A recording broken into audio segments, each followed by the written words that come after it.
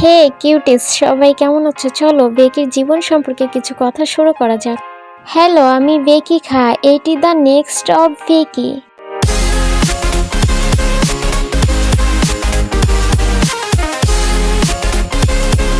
বেকি Rebecca Patricia Armstrong. বাচ্চা মেয়ে বেকি বেকার প্যাট্রিসিয়া আর্মস্ট্রং। আমি মনে করি সেই মতো উজ্জ্বল, জেদি এবং শান্ত, তবে এমন একজন ব্যক্তি যাকে বন্ধুর জন্য সর্বদা অপেক্ষা করতে হয়। কারণ আমি আমার পুরো জীবনের মতো একটি নতুন মেয়ে, একটি স্কুল, বাবার কাজ। বাবা দেখেন যে আমাদের পরিবার হিসেবে বেঁচে থাকা উচিত, যেখানে বাবা একসাথে যান এবং এত বেশি বাচ্চারা তত বেশি বাচ্চারা স্পেন্ড সময় একসাথে চায়। এখনো আলাদা হতে চান না, এটা সত্য। যখন আমার বাবা শহরে থাকেন, কিন্তু তিনি দেখেন যে আমরা বড় হয়েছি, আমাদের দায়িত্ব আছে, আমরা নিজের যত্ন নিতে পারি, আমরা ঠিক থাকতে পারি, বিভিন্ন জায়গায় বাস করতে পারি, কিন্তু শিশু হিসেবে তারাই একই রকম দেখে। অস্ট্রেলিয়া, নিউজিল্যান্ড, যুক্তরাষ্ট্র, আমরা একসাথে সব জায়গায় গিয়েছিলাম। New girl, I am tired. ইতোমধ্যে আমি ক্লান্ত। এটা ক্লান্তিকর, যেন আমরা সরতে যাচ্ছি। ধরুন আমি এখানে 2 বা 3 বছর ধরে আছি, আর আমার কিছু ভালো বন্ধু আসছে একটা হ্যান্ড আউট গ্রুপের জন্য, সব কিছুর জন্য। নতুন বছরের সাথে সাথে আমার ইতোমধ্যেই বন্ধু আছে, কিন্তু তারপর শুনলাম যে আমাকে অন্য দেশে চলে যেতে হবে। এই চাকরিচ্যুত হচ্ছে।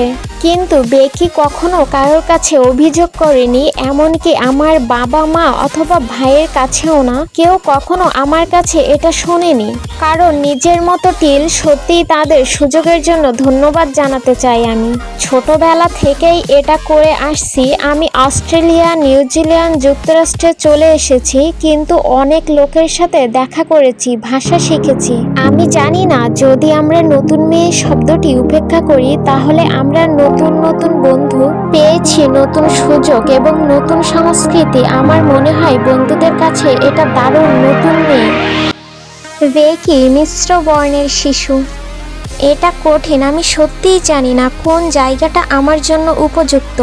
কারণ যখন আমি থাইল্যান্ডে থাকি, তখন আমি যুক্তরাষ্ট্রকে মিস করি, আর যখন আমি ক্লাই থাকি, এবার থাইল্যান্ডের পালা। কিন্তু এই উভয় স্থানকেই আমার ঘর হিসেবে দেখি, কারণ সেখানেই আমি স্বাচ্ছন্দ্য বোধ করি, আমি সেখানেই থাকতে পারি। বেকির স্বপ্ন, আমি গায়ক হতে চাই।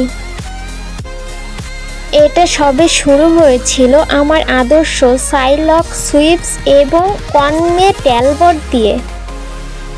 জব সবসময় গানের প্রতিযোগিতার অনুষ্ঠান দেখছে যখন তারা টিভিতে থাকে। আমি সবসময় তাদের দেখি। মা বাবাকে বলতাম আমি এরকমই হতে চাই, কিন্তু আমি অনেক গানের প্রতিযোগিতায় অংশগ্রহণ নিয়েছিলাম ছোটবেলা থেকেই, অনেক মঞ্চে। এমনকি ভেবেছিলাম পরের রাউন্ডে পৌঁছে গেছি, অন্য একটি রাউন্ডে বাদ পড়ব। আমি এখনও 2য় বা 3য় রাউন্ড অতিক্রম করতে পারিনি। মনে হতে লাগলো হয়তো এটা আমার জন্য নয়, কিন্তু আমি কখনোই গায়ক হওয়ার স্বপ্ন ত্যাগ করিনি। আমি এখনও গায়ক হতে চাই। আমি এখনও আমার নিজের গান গাইতে চাই। আমি আসলে কিছু গান লিখেছি, কিন্তু কারোর সাথে শেয়ার করিনি। যদি একদিন আমি এই গানগুলি প্রকাশ করার জন্য একটি কনসার্ট করতে পারি, তাহলে আমি করতে চাই এটা। অভিনেত্রী বেকি। কিন্তু আমি কখনোই গায়ক হওয়ার স্বপ্ন ত্যাগ করিনি। আমি এখনও গায়ক হতে চাই। আমি এখনও আমার নিজের গান গাইতে চাই। আমি বিনোদন জগৎ ছেড়ে দিয়েছি। আমি গানের প্রতিযোগিতায় অংশগ্রহণ করতাম। প্রথমে আমি গায়ক হতে চেয়েছিলাম, কিন্তু এরপর প্রত্যাখ্যান হওয়ার পর মনে হচ্ছিল এটা আমার জন্য নয়। আমি এটা মেনে নিলাম এবং এগিয়ে গেলাম। তবে যখন সুযোগ এসেছিল, আমি তা কাজে লাগাতে চেয়েছিলাম। এটা কেমন হবে তা আমার কোনো ধারণা ছিল না। প্রতিক্রিয়া সম্পর্কে কোনো ধারণা ছিল না। অথবা এটা কেমন হবে আমি শুধু চেষ্টা করতে দেখতে চেয়েছিলাম। কিন্তু আমার থাই ভাষা খুবই দুর্বল বলে আমার খুব বেশি প্রত্যাশা ছিল না। আমাকে সত্যি কঠিন লড়াই করতে হবে, কিন্তু আমি পেরেছি। উইনেট, আমি এখন ভুল করছি যে আমার জীবন আমার সমবয়সী অন্যদের সাথে আলাদা হবে। আমার বয়সী লোকেরা যখন বৈচিত্র্য থাকে, বন্ধুদের সাথে মজা করে, আমার জীবনধারা ভোর 5টায় ঘুম থেকে ওঠা, মেকআপ করা, কাজ করা এবং সেই চক্রটি পুনরাবৃত্তি করা। আমি যেমন বলেছি, আর একটি দুর্দান্ত সুযোগ, কিন্তু এর সাথে অনেক দায়িত্ব আছে, বিশেষ করে যাদের বয়স মাত্র 21 তাদের জন্য। একটি দিনে 24 ঘন্টা থাকে, তাহলে বেকির দিনে কত ঘন্টা থাকে? সবারই একই 24 ঘন্টা। কিন্তু এটা সবই নির্ভর করে তুমি সেই 24 ঘন্টা কিভাবে ব্যবহার করবে তার উপর। এটি আমাদের দায়িত্বের বিষয়ে নিয়ে আসে। কিছুদিন ইউনিট আর ঘন্টা ধরে খাড়া থাকে। যখন আমি এই ঘুমের রুটিনটা সময়ের সাথে সাথে শিখে ফেলি, তখন এটা খুবই অস্বাস্থ্যকর হয়ে ওঠে, কিন্তু আমি এটা ক্রমাগত করে আসছি।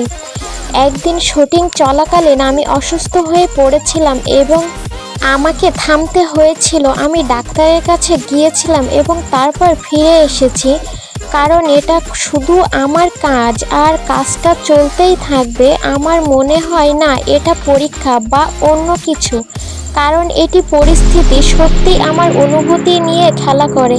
আমার শরীর আর এটা সহ্য করতে পারছে না, কিন্তু আমাকে এগিয়ে যেতে হবে, সব কিছু সম্পূর্ণ করতে হবে।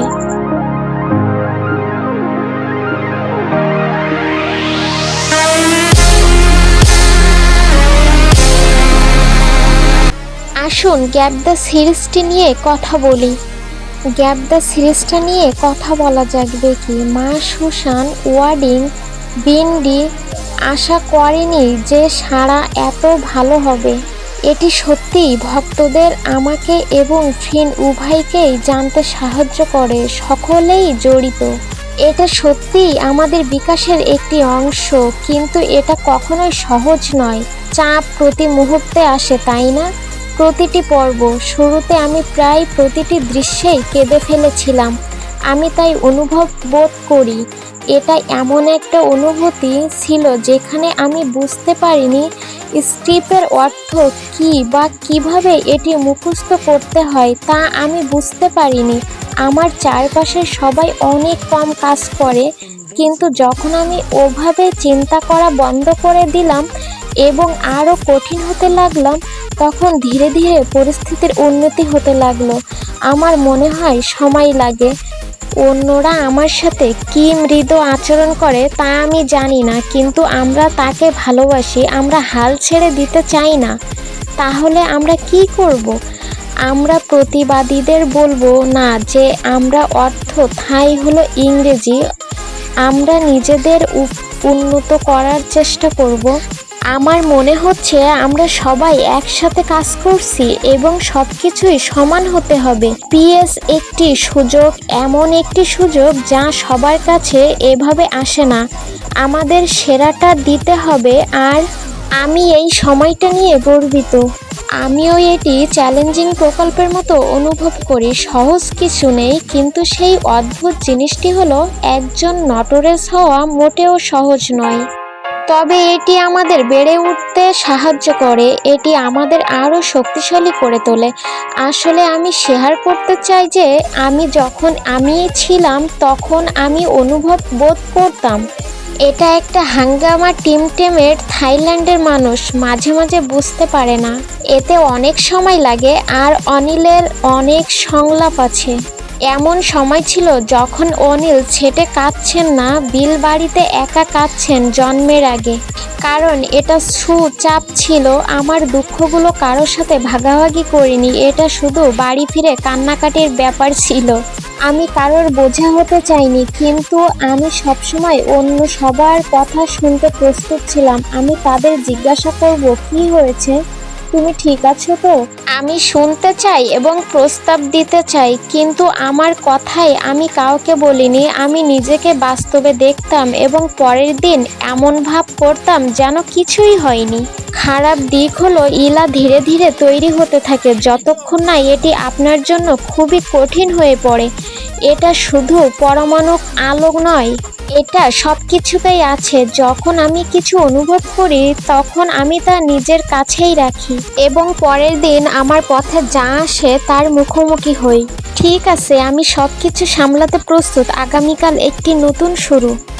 শুধু একজন জিএল অভিনেতা, শুধু একজন গ্লোবাল অভিনেত্রীর জন্য। কিন্তু আমি একজন অভিনেত্রী হিসেবে নিজেকে দোষী সাব্যস্ত করি, যে যে কোনো চরিত্রে অভিনয় করে সব কিছু করতে পারে।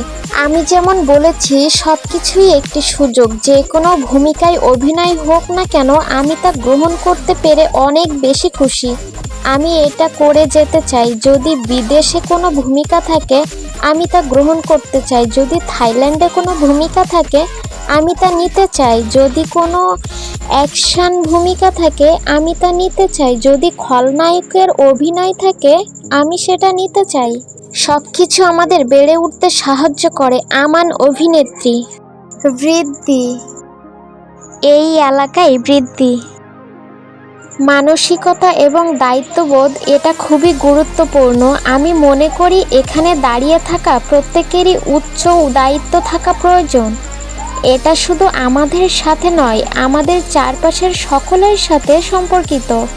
তাই আমি মনে করি দায়িত্ব অত্যন্ত গুরুত্বপূর্ণ, কারণ এটি কেবল আমাদের সম্পর্কে নয়, এটি আমাদের পুরো দলের সম্পর্কে। এবং সঠিক মানসিকতার সাথে বিশ্বাস করুন যে আমাদের অবশ্যই এমন মানুষ হতে হবে যারা সর্বদা শেয়ার করার জন্য প্রস্তুত। আর যদি এমন কোনো দিন আসে যখন আমরা ভুল করি, তাহলে ঠিক আছে, আমরা আবার উঠে দাঁড়াই। এমন কিছু দিন আসবে যখন আমরা হতাশ বোধ করব, কেউই স্থির থাকবে না। আমি কখনো এমন কাউকে পাইনি যে নিখুঁত। এখনও অনেক কিছু শেখার আছে, অনেক মানুষের সাথে দেখা করার আছে, অনেক প্রতিকূলতার মুখোমুখি হতে হবে। আমি জানি না কত বাধার সম্মুখীন হব, কিন্তু আমি তাদের জন্য প্রস্তুত।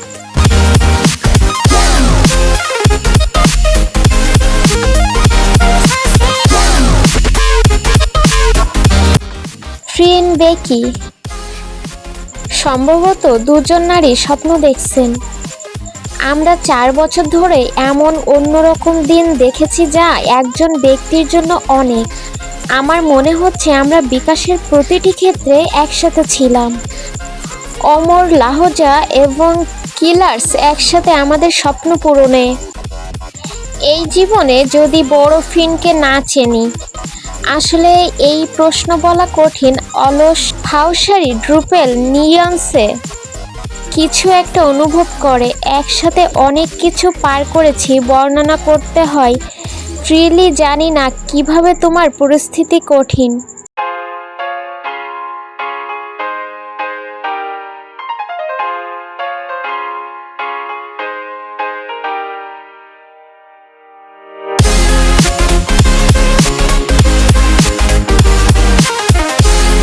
GL number on, GL number শব্দটির সাথে, তাই না? এটা বেশ তাৎপর্যপূর্ণ, তাই না? হয়তো আরও বিশাল, কিন্তু আমার মনে হচ্ছে ওয়ার ভেন্টিল একসাথে বড় হয়েছি। আমাদের কর্নেল, এটা এমন কিছু যার সাথে আমরা শুরু থেকে এখন পর্যন্ত জড়িত। আর এখন কমানি গু আছে যা আমাদের খুশি করে। আমি খুশি যে জিএল টায়ার্স সফল হয়েছে এবং অনেক সুন্দর প্রেডার্স আছে। আমার মনে হয় এটা গর্জন করবে। ববরে অমিও স বিএল আর মুসিনাহ এল ছিল না, কিন্তু আমাদের এখন এত সেন্ড স্টোন আছে, আর তাই আমরা সত্যি খুব খুশি। মানুষ যত বেশি ভালোবাসে তত বেশি কষ্ট দেয়। আরও মানুষ ভালোবেসে আরও বেশি সংখ্যক মানুষ কষ্ট পাচ্ছে। যখন ভালোবাসা বেশি থাকে তখন ঘৃণাও বেশি থাকে, এটা স্পষ্টই সত্য। প্রথমে আমি ঘৃণা শব্দটিকে ছোট করে দেখিনি, আমি এটি বুঝতে পারিনি। আমি অনেক ভালোবাসা দেখেছি। লায়ন ল্যাটিন সোমব্রেরে অনেক ঘৃণা করত। প্রথমে আমি তোমার সাথে মানিয়ে নিতে পারিনি। ফাদিও ডান্স জোর দিয়ে বলতেন। আমি সেই কথাগুলো ধরে রাখবো। এই লোকগুলোর আবার কি আছে তা নিয়ে আমি বেশ বিভ্রান্ত ছিলাম। সামনে কি তামার শেষ আছে? আমি কি কিছু করেছি? কিন্তু তারপর আমি বুঝতে পারলাম কেন আমি তাদের নিয়ে চিন্তা করব। আমি কেন চিন্তা করব? আমি তাদের চিনিও না। তারা যাই হোক না কেন, বাল্ব আমাকে এমন মন্তব্য করতে বললে বা আমাকে নিজেকে উন্নত করতে সাহায্য করবে, আমি মেনে নিতে পারি। আমি সবসময় গঠনমূলক সমালোচনার জন্য উন্মুক্ত। কিন্তু যদি এমন কিছু হয় যা আমাকে খারাপ বোধ করায়, তাহলে প্রথমে তা কেটে ফেলো। কিন্তু যখন দেখি এই বিষয়টা আমার খারাপ লাগছে, তাহলে আমি তখন চুপ করে থাকি।